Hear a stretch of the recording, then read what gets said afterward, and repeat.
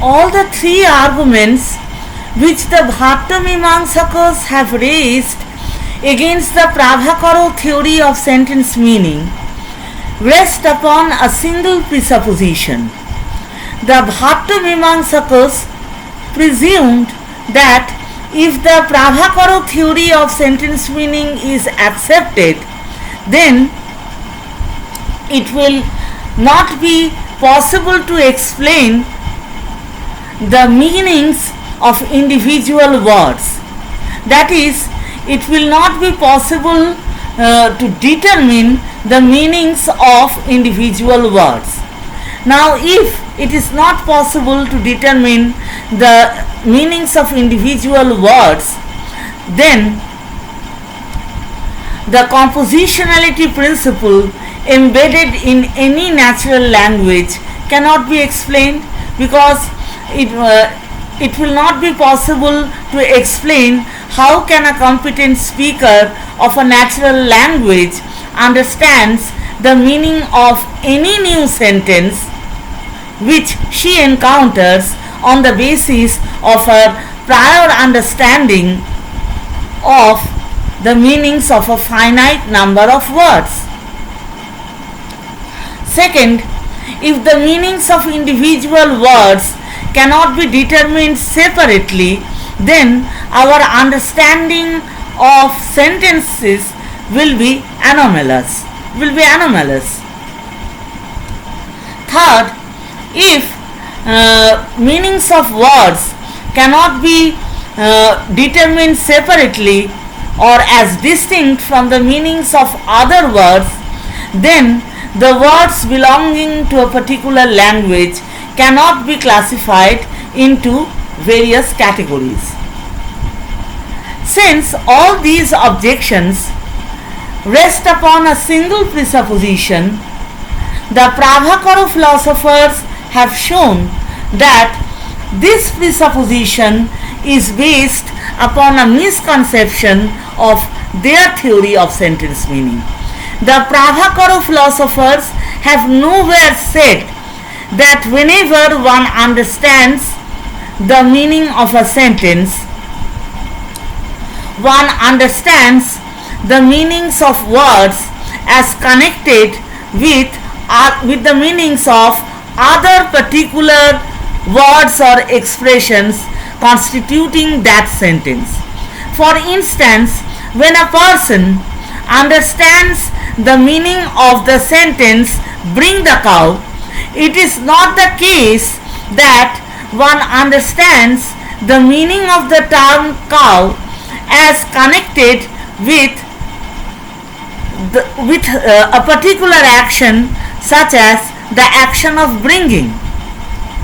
Rather, what one understands when one understands the meaning of this sentence is that the meaning of the term cow is a particular kind of animal which can be related to the meanings of various components that are present in different contexts.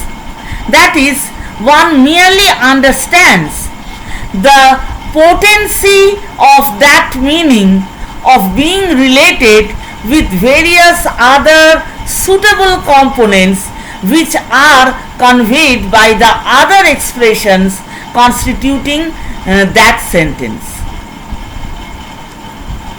In fact, the Prabhakara philosophers have shown very clearly that a child who is learning a language can determine the meanings of individual words by the techniques of introduction and elimination. Shalikanath Mishra writes in his Prakarana Panchika,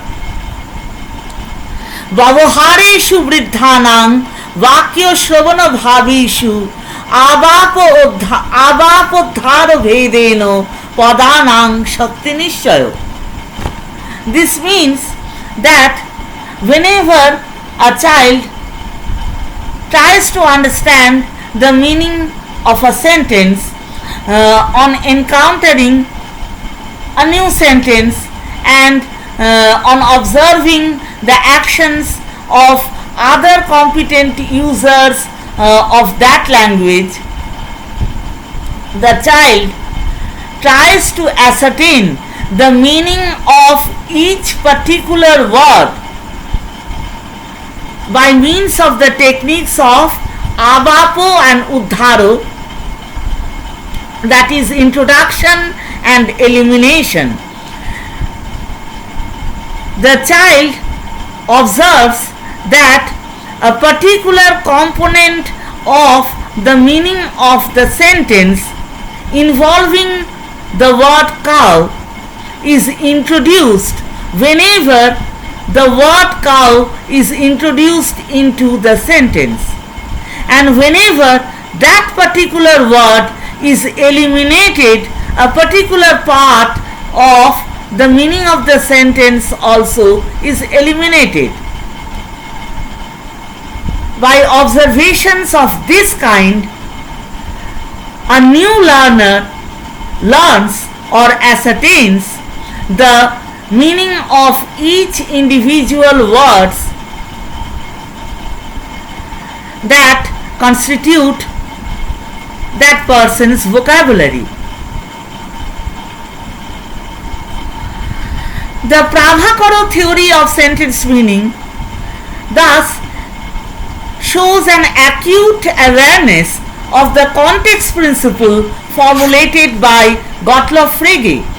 Gottlob Frege wrote, "It is only in the context of a sentence that a word has a meaning." Gottlob Frege, The Foundation of Arithmetic, a logico-mathematical inquiry into the concept of number, translated by J.L. Austin, Oxford University Press, 1953. The Prabhakara philosophers also are acutely aware of the context sensitivity of meaning. That is, the meaning of every individual word can be explained only in the context of a sentence. But that does not imply that the Prabhakara philosophers were unaware of the compositionality principle. They understood very well that the meaning of a sentence is a function of the meanings of the subsentential expressions. The Prabhakara philosophers are also very acutely aware of the problems of relational knowledge. They maintain that if this relation or the concatenation among the meanings of the words is not conveyed by every word constituting the sentence, that is, if every word does not present its meaning as connected with the meanings of the other expressions, then this connection cannot be presented at all.